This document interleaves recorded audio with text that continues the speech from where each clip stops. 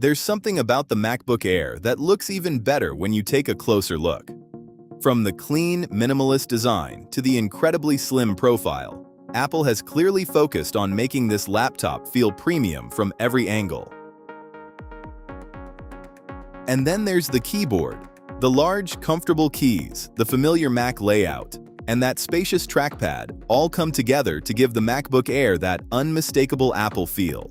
Take a look around the side, and you can really appreciate just how thin this machine is. Despite its slim design, you still get the essential connectivity you'd expect from a modern MacBook Air. The finish is another detail that stands out. The aluminium body gives it a clean and sophisticated look, while the smooth edges make the whole laptop feel beautifully refined.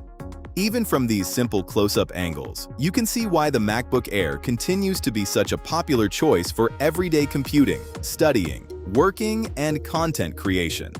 This isn't a full technical review. Instead, I wanted to give you a closer look at the design, keyboard, and little details that make this MacBook Air so appealing.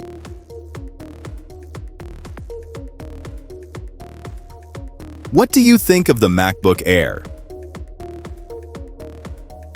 Let me know in the comments, and if you enjoyed this quick look,